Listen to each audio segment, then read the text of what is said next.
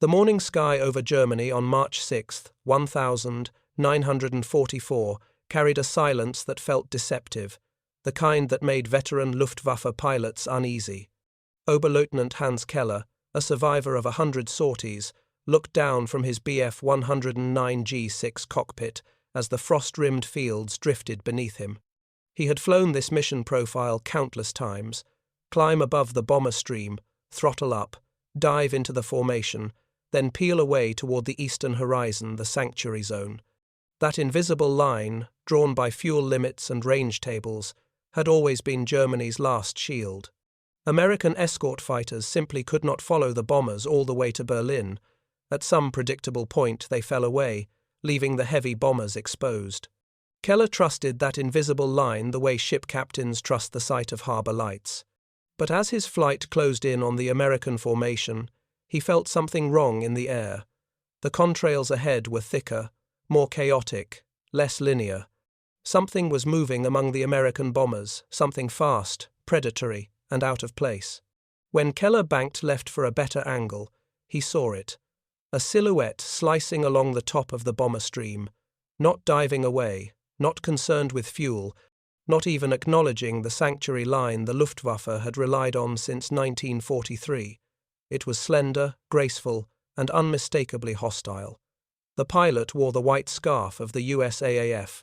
The aircraft bore the sharp wasp stinger nose and laminar flow wings the Germans had seen only in intelligence sketches. It was the P-51 Mustang. Keller's breath caught. The Mustang should not have been there. It should have been hundreds of kilometers away, forced to turn back to England like the P-47 seconds and P-38 seconds. Yet here it was, escorting the bombers deep inside the Reich, with altitude to spare, with speed to burn, with the terrifying calm of a predator in territory it no longer considered foreign. When Keller rolled to meet it, the Mustang did not hesitate. It dipped a wing, slid behind him with effortless precision, and opened fire. Keller's fighter shuddered as .50 caliber rounds slammed through the fuselage. He threw the aircraft into a dive, but the Mustang stayed glued to his tail. Its pursuit felt unreal, like being chased by something immune to the laws of distance and fuel that had governed the air war for years. Below, the bomber stream thundered toward Berlin. Above, the sky erupted with the contrails of P-51 seconds, not scattered, not retreating, but escorting, guarding, dominating. And suddenly, Keller understood the sickening truth that spread through Luftwaffe radio traffic that morning. The sanctuary was gone. The Americans had reached the last safe space Germany possessed, and they had done so with a fighter that could kill at the beginning of the mission, at the middle, and now at the very end. As Keller ejected and floated downward under his parachute, he watched a sight he had never imagined, a B-17 formation, flying unbroken all the way to Berlin, under continuous fighter escort. No weak point, no relief, no gap for the Luftwaffe to exploit. It was in that descent, hanging between sky and earth, that he felt something break inside him. Not fear, certainty. The certainty that his air force had just crossed from resistance into inevitability. That same realization struck Adolf Galland, general of the fighter arm, on that catastrophic day. For months he had argued, begged, and warned Berlin that the Luftwaffe was fighting a mathematical war it could not win. The sanctuary zone had been the last lifeline, the final tactical truth the Luftwaffe could rely on. Without it, the Reich had no shield against the growing flood of American heavy bombers. And now the P-51 had erased it in a single stroke. Galland later described March 6th as the day the war was decided in the air, because it was the day he understood fully and irrevocably that Germany no longer controlled its own sky or its future. The strategic catastrophe was not merely the loss of aircraft or air crews. It was the collapse of an equation Germany had trusted since the first American raids. The Luftwaffe had built its defenses around endurance, enduring the bomber stream long enough to grind down the offensive. But the P-51 Mustang introduced a new logic. The Americans no longer had to endure. They could pursue. Deeply, relentlessly, endlessly. This is the story of how a single aircraft, by reaching Berlin with fuel to spare, shattered the Luftwaffe's operational doctrine, broke the psychological backbone of its pilots, and marked the beginning of the end for Germany's ability to contest the air war. It is the story of a sanctuary that vanished, and a realization that came too late. Range, not armor or firepower, would decide the fate of nations. From 1942 through late 1943, the Luftwaffe fought the American daylight bombing campaign with a strategic assumption so deeply ingrained that it shaped every briefing, every interception plan, and every pilot's survival instinct. American escort fighters could not follow the bombers to their deepest targets. This invisible border, drawn by fuel capacities, weather patterns, and flight profiles, was the Luftwaffe's sanctuary zone. It was where Germany regained the initiative, reasserted control, and struck without fear of retaliation. To Luftwaffe pilots, it was more than a tactical boundary.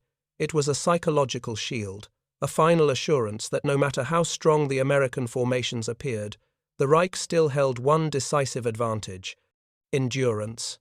The sanctuary zone grew from hard arithmetic. The P-47 Thunderbolt, one of the USAAF's main early escorts, was a formidable air-to-air machine, fast in a dive, heavily armed, and deadly at altitude. But its range was notoriously limited. The P-38 Lightning extended that range significantly, yet even its long legs fell short of Berlin. American planners knew this. German analysts confirmed it. Fighter escorts simply could not remain with the bombers for the entire journey. They had to break off somewhere over Belgium or the western edges of Germany, leaving the bombers exposed for the final, most dangerous stretch of their mission. For the Luftwaffe, this was opportunity carved into geography. Every American raid followed a predictable rhythm. First came the sight of distant contrails American fighters in disciplined formation, escorting the bombers with a vigilance the Germans respected even as they sought to break it. Then, as the formation pressed deeper into German territory, the escorts would begin to peel away. P-47 seconds lumbered home. P-38 seconds turned back reluctantly. From cockpit to cockpit across the Luftwaffe's fighter wings, pilots felt the surge of freedom. Now was the moment to strike.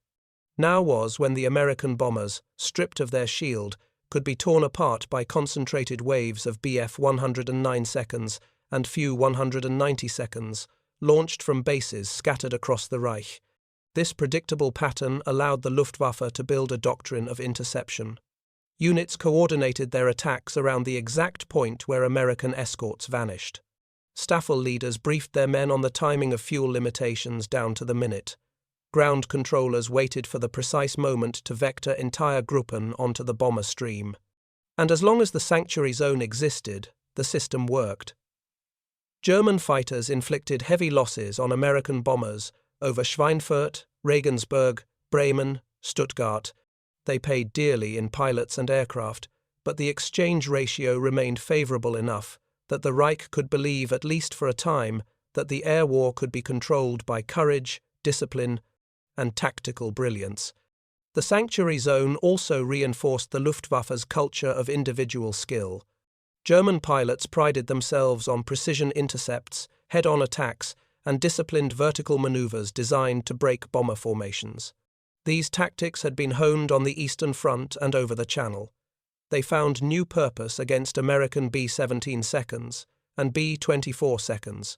Luftwaffe aces such as Egon Meyer and Georg Peter Eder developed refined techniques that relied on the bombers being temporarily abandoned by their escorts. The Germans fought with the confidence that once the American fighters turned back, they could hunt without fear of reprisal. This confidence was not arrogance. It was the product of experience. Pilots who had survived the brutal skies of 1943 believed deeply in the sanctuary zone because they had lived through its protection. For them, the air war was a contest of endurance, a struggle to exploit the window, that vulnerable gap between escort withdrawal and the bomber's arrival at their target. They risked their lives within that window, and they trusted it implicitly. Even Adolf Galland, who possessed a sharper strategic mind than most of his colleagues, recognized the sanctuary as essential to Germany's survival in the air. It was not ideal, but it gave the Luftwaffe a fighting chance. Yet this dependency also sowed the seeds of disaster. The Luftwaffe built its strategy around an assumption that could not survive technological evolution. Instead of confronting the fundamental asymmetry of the war, the United States' industrial capacity, fuel supply, pilot training pipeline, and relentless innovation, the Luftwaffe clung to the one structural weakness it believed America could not overcome: the tyranny of range. Germany convinced itself that American fighters would always be tethered by fuel gauges and drop tanks, that no amount of production capacity could alter the physics of distance. Inside briefing rooms from Deelen to Paderborn, officers repeated the same refrain: "They cannot escort all the way. They must turn back." It became a mantra of false security. Even as intelligence reports trickled in about a new American fighter undergoing trials, even as captured pilots hinted at growing range modifications, even as reconnaissance photographs revealed increasing fuel infrastructure in England, Luftwaffe leadership clung to the sanctuary zone as if it were carved in stone. Their miscalculation was simple. They assumed the Americans would fight tomorrow's war with yesterday's machines.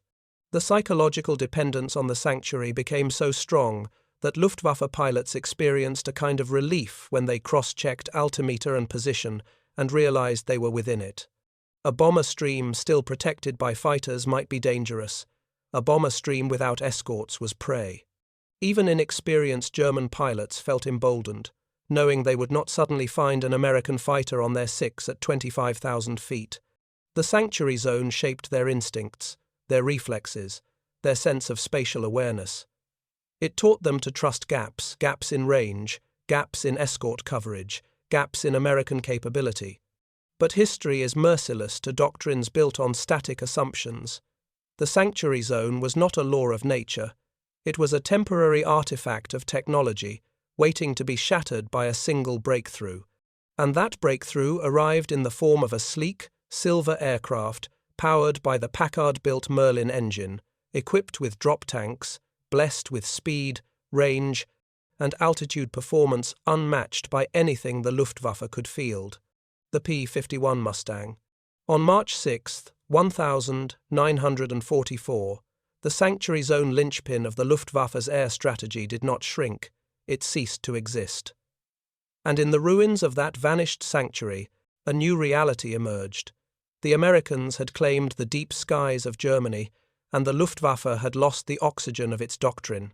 When the P-51 Mustang first appeared in scattered encounters over Europe in late 1943, many Luftwaffe pilots misjudged it as another American experiment, fast, perhaps, or agile, perhaps, but still bound by the same fuel limits that had defined the air war since the first B-17 seconds crossed the North Sea.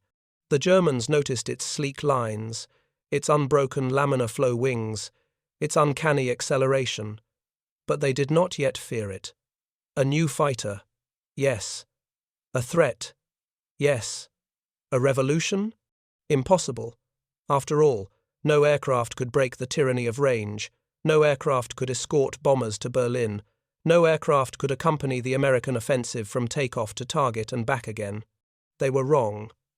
The P-51 had not been designed merely to fight. Its purpose was to annihilate the Luftwaffe's strategic assumptions.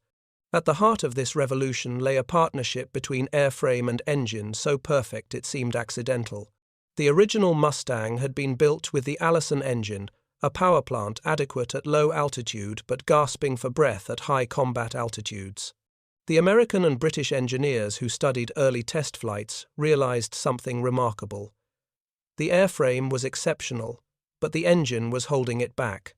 Replace the Allison with the Rolls-Royce Merlin built under license by Packard in Detroit, and the Mustang would not simply improve, it would become something transformative. With the Merlin, the P-51 soared into a different category of fighter. It climbed with predatory grace, cruised at high altitude without strain, dove with stability, and maintained its performance deep into the oxygen-thin reaches where the B-17 seconds and B-24 seconds operated. But its true advantage came from a simple line on a blueprint: internal fuel capacity paired with drop tanks. The Mustang could carry 184 gallons internally, plus 2 external tanks, giving it over 260 additional gallons.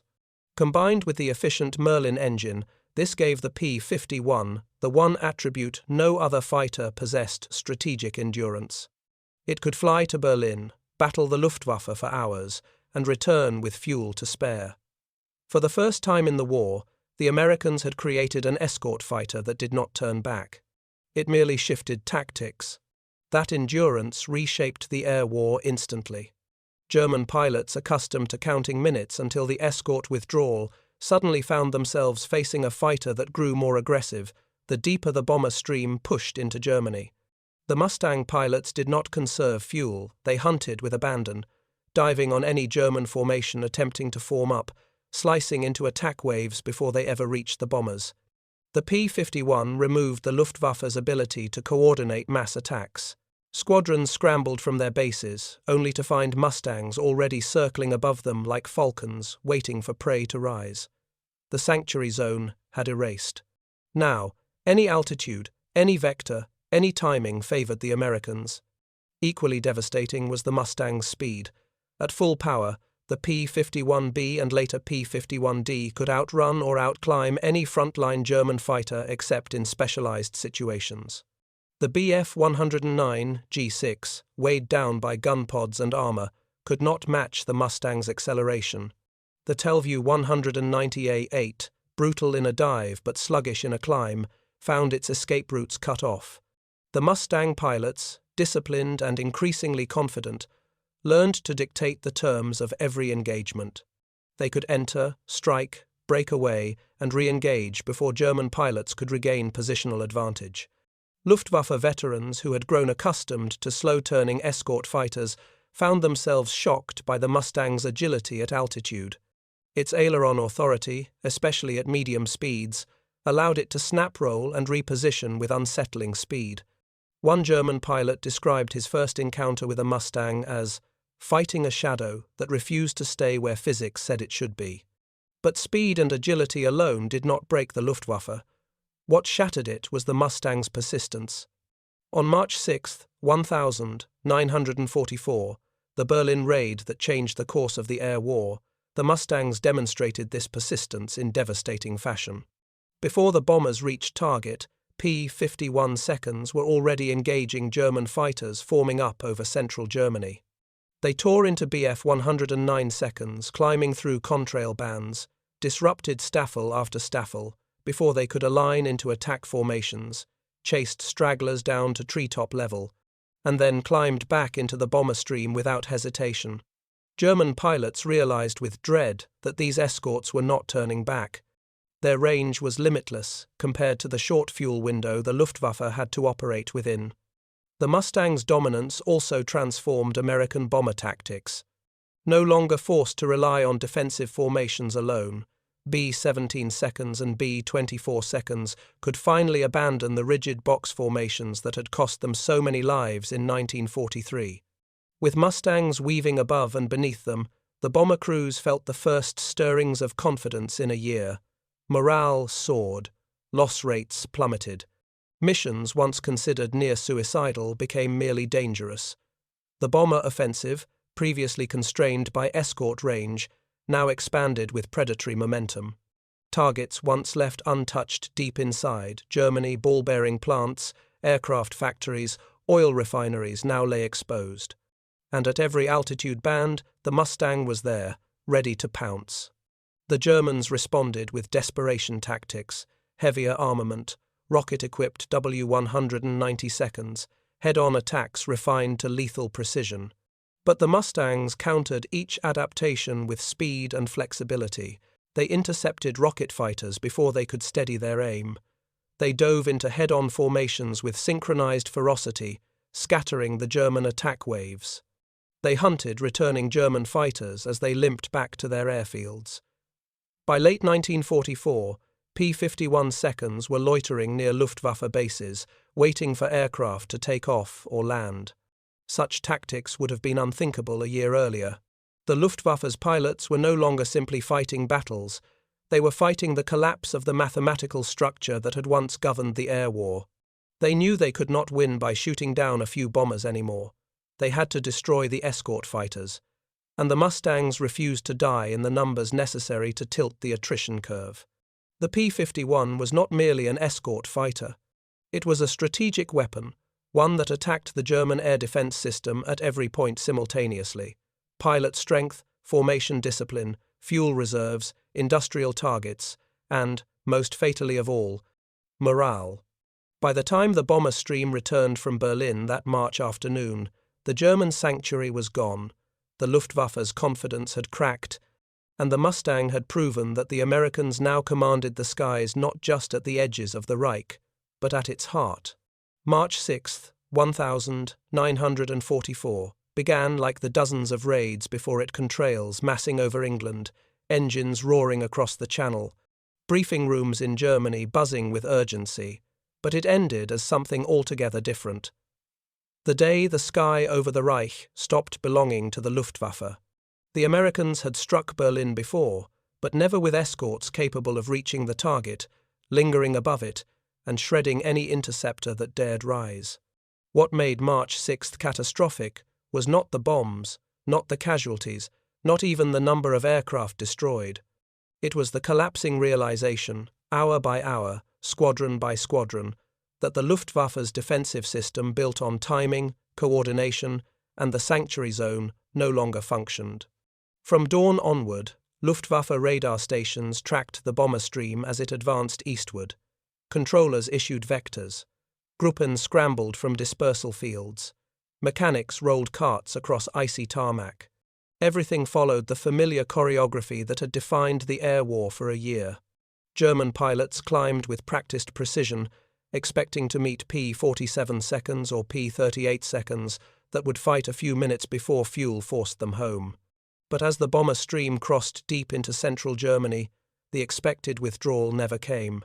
Instead, the skies thickened with fighters sleek, silver, high-altitude predators flying with a confidence German pilots had never seen. The P-51 seconds arrived at the exact moment German doctrine assumed they should be gone. This alone was enough to throw entire interception waves into chaos. German attacks relied on mass and sequencing. Fu 190 seconds diving from above, Bf 109 seconds climbing from below, rocket-equipped units, waiting to shatter bomber boxes. But the Mustangs tore into these formations before they even assembled. A staffel forming up at 20,000 feet suddenly found itself bracketed by a swarm of Mustangs that sliced through it with blistering speed. Pilots who had expected 5 minutes to climb into attack position instead found themselves fighting for survival before they even reached the bombers. The disruption cascaded.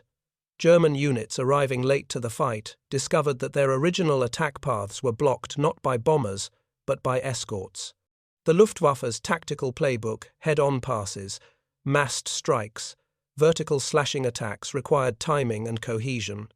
But cohesion evaporated in the face of P-51 seconds, intercepting at the very point of maximum vulnerability. Formation, assembly. Those Mustangs were not merely preventing attacks, they were erasing the Luftwaffe's ability to coordinate them. Then something even more demoralizing happened. As the fighters escorting the bomber stream rotated to refuel or re-engage, new P-51 groups arrived to replace them. German pilots were accustomed to escorts thinning out, leaving gaps they could exploit. On this day, every new gap was instantly filled by fresh Mustangs. The sky was not emptying, it was replenishing. For pilots like Keller, who had survived the brutal combat of 1943, this felt like a personal betrayal by the laws of war. The entire rhythm of the air campaign had been built on the assumption that escorts were a temporary threat. But now the escorts were infinite. No one had words for what they were witnessing. Many believed at first that they were seeing multiple escort groups by coincidence, until the reality settled in. The P-51 had range enough not only to reach Berlin, but to fight over Berlin. When the bomber stream approached the capital, German ground controllers attempted to mobilize one final massed interception. It failed before it began. At every altitude band, low, medium, high, the Mustangs were already there. They slashed through climbing Gruppen, scattering them before they could consolidate. Further 190 seconds, loaded with heavy armament for anti-bomber attacks, were intercepted while still climbing, easy prey to lighter, faster Mustangs. BF, 109 seconds tasked with escorting these heavy fighters, found themselves overwhelmed and drowned in dogfights they could not win. Even elite units, hardened by years of combat, could not impose order on the airspace. Everywhere they turned, the Americans were waiting. The psychological moment, the exact instant the Luftwaffe realized the war was lost, did not come from a single dogfight or a single kill.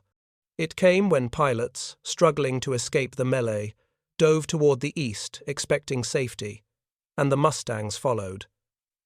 German pilots had lived by the survival instinct of turn east, full throttle, home. On March 6th, that instinct betrayed them. The P-51 seconds did not turn back.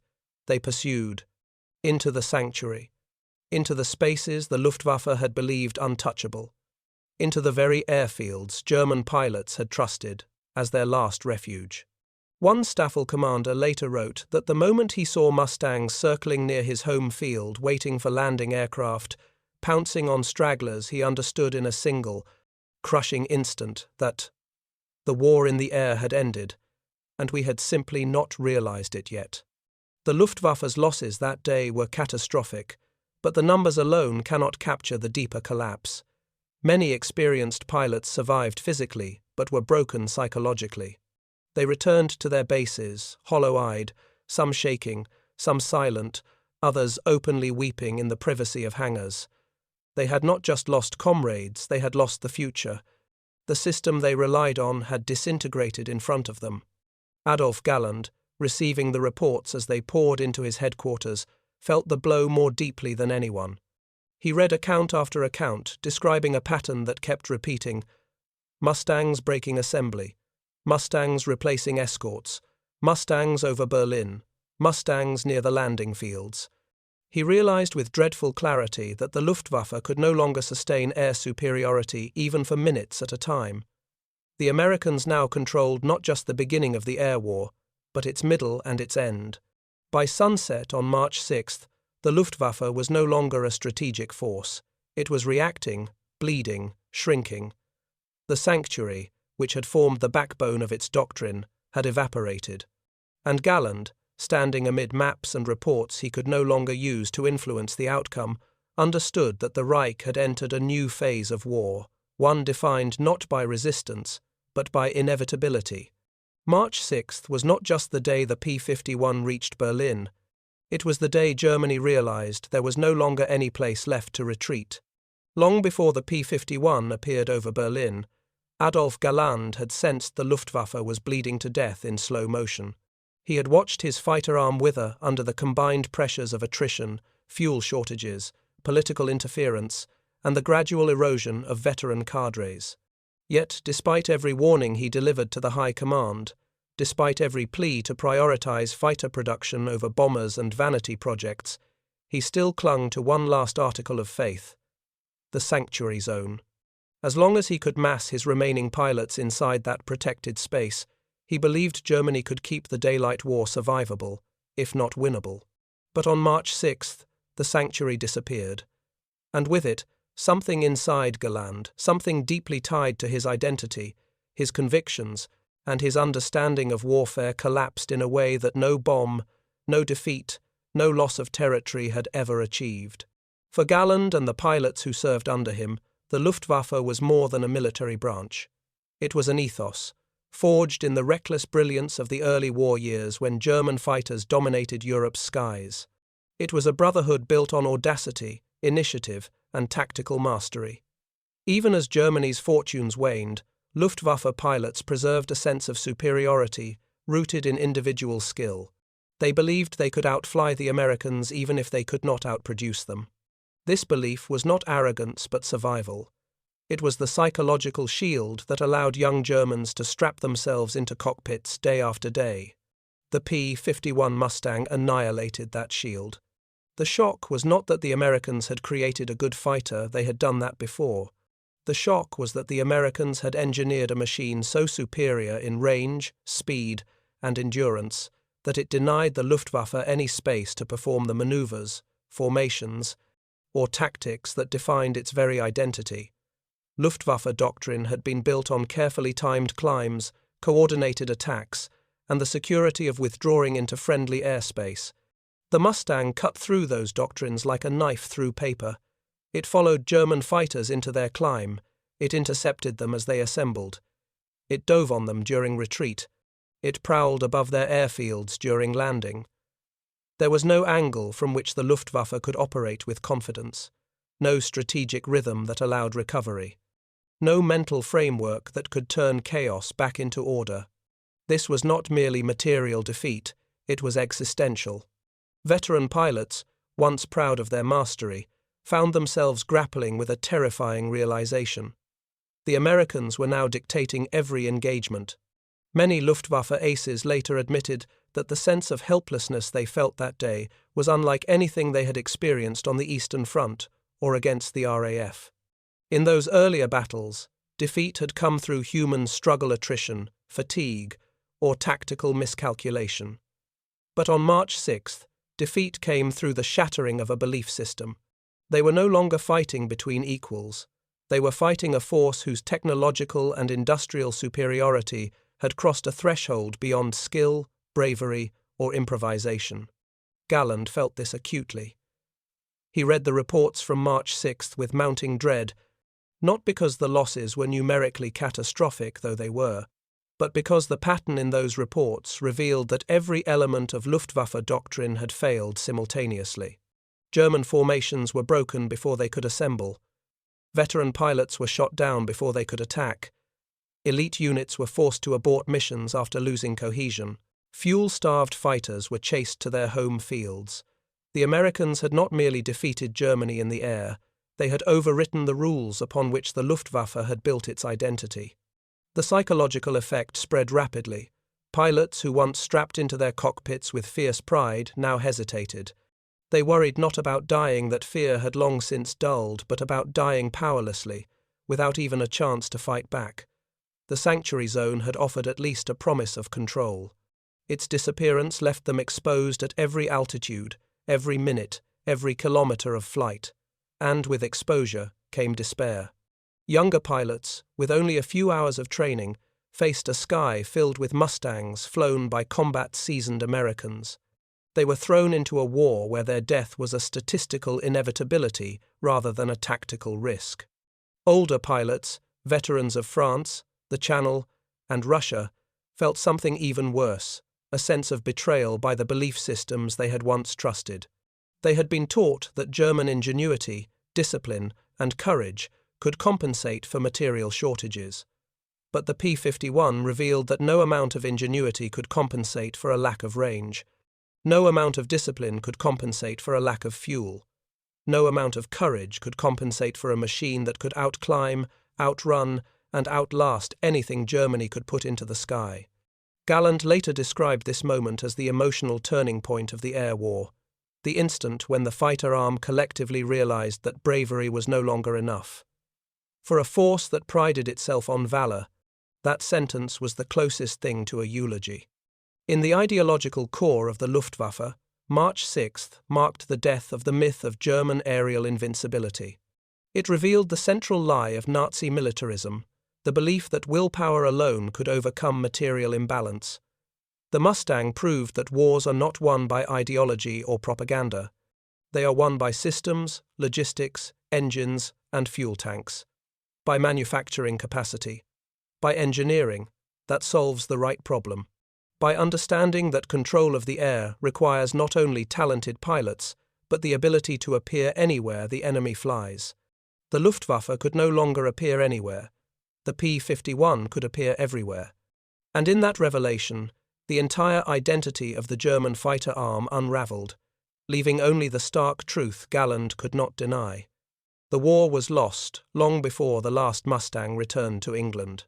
When the P-51 Mustangs of March 6th, 1944 returned to England, wings empty of ammunition, fuselages streaked with powder burns, drop tanks discarded across Germany like the shedding of a metallic predator. The air war over Europe had already crossed a threshold from which the Reich would never recover. The American bomber offensive, once a gamble strained by attrition and near disaster, had become an unstoppable engine of strategic pressure. And the Luftwaffe, once the most feared air force in the world, found itself confronting a truth more devastating than the loss of aircraft or bases. It no longer possessed the ability to shape the sky.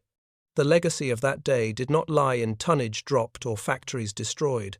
Its true impact lay in the collapse of the Luftwaffe's operational system.